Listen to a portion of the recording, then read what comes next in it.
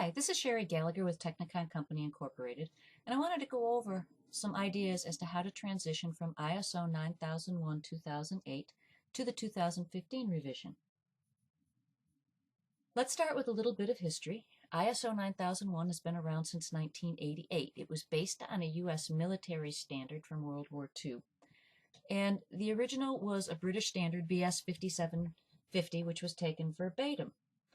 It was revised again in 96, 2000, 2008, and it was due for 2015. Each time it's been tried to make it more usable for the service industry.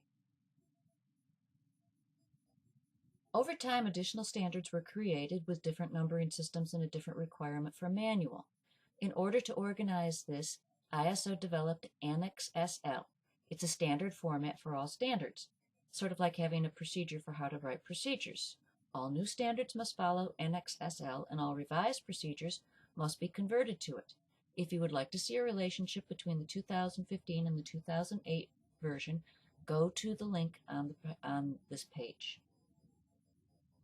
All right, let's get into a little bit of what are the differences just as a quick overview. Scope stays the same in both.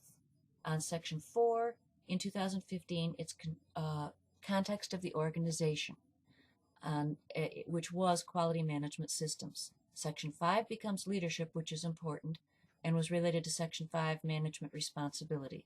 Section 6 is planning, which was 5.4.2 quality management system planning. Section 7 was support, which was resource management. Section 8 is operation, which related to 7 product realization. Section 9 is performance evaluation, which relates to Section 8 measurement analysis and improvement. And Section 10 is improvement, which related to 8.5 improvement.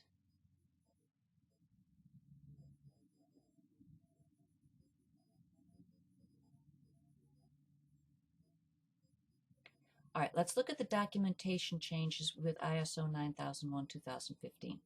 There is no requirement for a quality manual, procedure, or management representative. This makes it much easier for service industry who does not generally have a need for a quality manual. However, there's no requirement to remove those documents.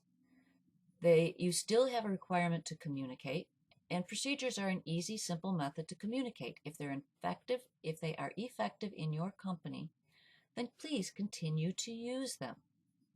What has been added is a reference to documented information, and I counted 30 requirements for documented information. Now, what is documented information? Well, it was your records, and it was all of your procedures and manuals and work instructions. But now it also includes minutes, tables, spreadsheets, databases, hyperlinks, if you ever have to go out to the internet to get information direct, external documents like your ISO standard, and of course, videos and manuals. It's any information that you need to pass on to your employees so that they can be effective in performing their job. Or if you need to prove that you have performed according to the ISO 9001 standard. All right, let's go on and talk about the context of the organization. Your scope should stay the same, and you should be very clear that you are following the ISO 9001 standard. What is added in context of the organization references back to that scope, and you have to define what are the external influences on your company. Now, that could be things like the value of the dollar fluctuating, and if it goes in one direction, then it's a risk for losing business. If it goes in another direction, it's an opportunity for increasing business. You have to do something similar with internal influences, and then you have to define the interested parties and what risks and opportunities they present. Now, customers have always been an interested party, and that was the one we focused on. We've also touched on suppliers in the 2008 revision. However, now we want to also look at employees, we want to look at unions, we want to look at the community, we want to look at any people who are affected by what your organization does. And we need to define what are the risks and what are the benefits. Now, I'll do another video on each of these in a little bit.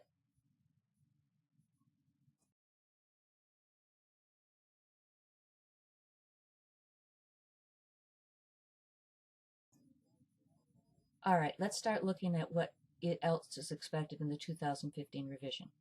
Everything must be done on a process approach, whether service industry or manufacturer. Everything is a process. If you're going to clean someone's furnace, you're going to follow similar steps, no matter what you do. Everything is a process. You need to define your process. One of the ways to do that is a turtle diagram. Now, there is no requirement to use turtle diagrams. In the 2015 standard, use your own approach. It's one tool.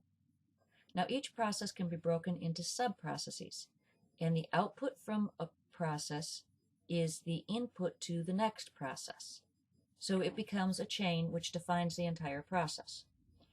Look at the interrelationships and the handoffs between each of these sub-processes, because I'll give you a clue.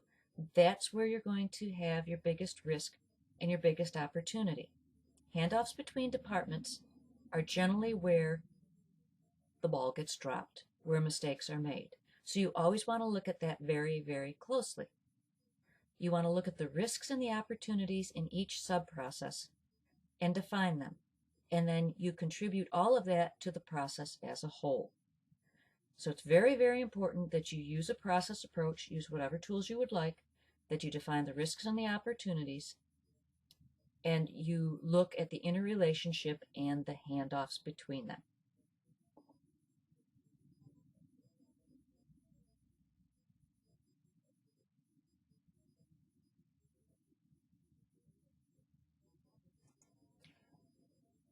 Now, as I've been going on, I've been talking about risk.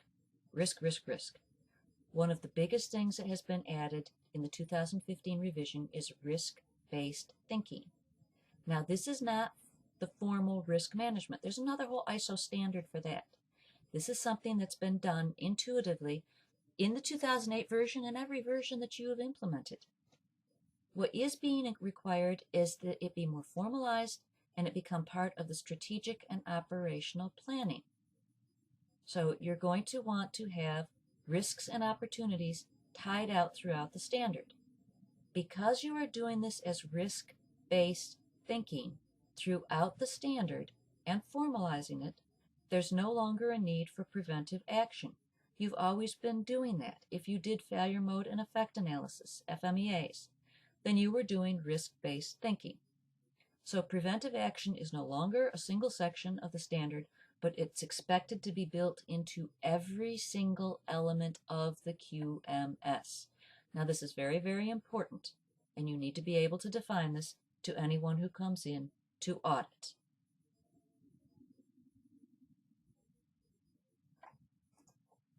Remember back when I talked about the change of leadership and it being different from management responsibility? In the 2015 revision, auditors are directed to evaluate the leadership. And not just did they hold a management review and give out assignments, but are they integrated, involved, committed, and aware of all that's going on in the organization, and are they accountable? Top management must demonstrate how they lead. It's no longer acceptable to hold a management review, pass out assignments of quality objectives, and say, okay, everybody, here's what you do, see you in a year. Management must be on top of how people are doing at accomplishing their objectives, and if they are falling behind or not meeting them, management must review if they have provided adequate resources and what they are going to do to make it possible for that employee to now be successful at accomplishing it. Top management can't claim, oh, we hadn't had another management review, so I didn't know. Top management is accountable. They must demonstrate that how they lead. And it makes it much harder on the auditors, but they must look at and find where leadership is involved in every single step of the operation. This is very, very important. All right, so let's go on to the last of this. What's the other big change? Well, internal audits have changed because you must be done as a process. They must still be done at planned intervals, and you still have to take into account the importance of the process, any changes that have occurred since the last audit or that are going on, and the results of previous audits.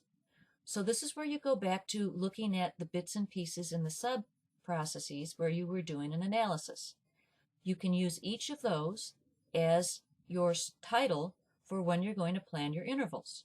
So if you have one on accepting an order, you can decide the importance of that and how frequently you need to audit that throughout a year. If you have changes, you put in a new ERP system, you're going to increase the areas that are impacted by those changes. Audits should follow a process and should not be done using a single section of the standard, but incorporate all of it and all of the documentation.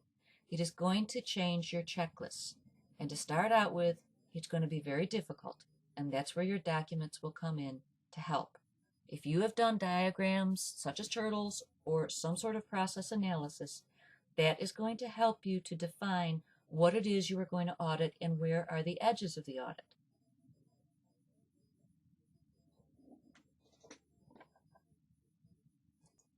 So don't be worried. You've got the 2008 revision in place, and you're in good shape to move on to the 2015 revision.